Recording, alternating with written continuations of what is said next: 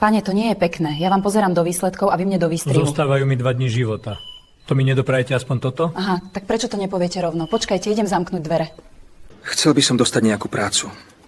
Mám 15 detí. A viete niečo robiť aj rukami? Vždy varíš na obed to isté. Pozri sa do kuchárky, má aj iné stránky. Ty trapko. Kama Sutra má tiež iné stránky a ty si sa zasekol na tej prvej. Páni, neviete? Ženská časť tela na 4, začína to na P a končí na A. Peta. Ops. Nemá niekto gumu?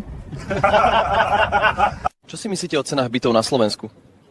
Za mojich čias sa dom staval s rodinou a nebral sa úver na 3 životy a duša do zálohy. Bohužiaľ, ďalej už nepôjdete. Za prekročenú rýchlosť vám musím zadržať vodičský preukaz. Viete vy vôbec, kto je môj otec? A to vám matka nepovedala?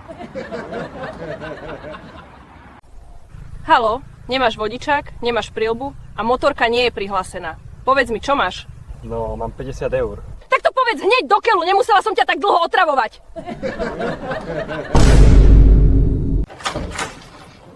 Dobrý deň, idem požiadať o ruku vašu dcéru. No, to je milé. A myslíte tú staršiu alebo tú mladšiu? No, to som ani nevedel, že má každú ruku inak starú. Erekcia je pri tajskej masáži úplne normálna. Ale kdeže, ja nemám erekciu. Prepáčte, premýšľala som náhlas.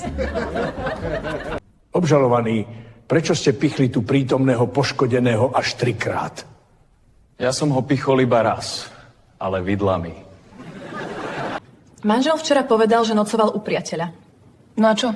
Hovoril pravdu? Zavolala som 5 jeho najlepším priateľom. U 2 nocoval a u 3 ešte stále je. Boženka dala 600. Čože? Tak ja dávam 1000. A Helena dala 2000. Pošahané baby! Tak ja dávam barák aj s detkom. Pozrite sa, na socializmu ste odovzdali fľaše a dostali ste koruny. A pivo bolo studené. Teraz odovzdáte plast, dostanete 15 centov a planéta sa aj tak otepluje. To je mi teda ekológia. Pane, to drevo je kradnuté? V tomto štáte všetci kradnú. Ja si len beriem to, čo tu príroda nechala. Ha! Na budúce choďte do parlamentu. Keby som ti utiekla s iným mužom, bol by si smutný? A prečo by mi malo byť ľúto cudzieho chlapa? Babi, čo dnešnej mládeži najviac chýba? Týždeň bez Wi-Fi a povinná brigáda u mňa na zemiakoch. To by ste videli, ako by im tie iPhony z rúk padali.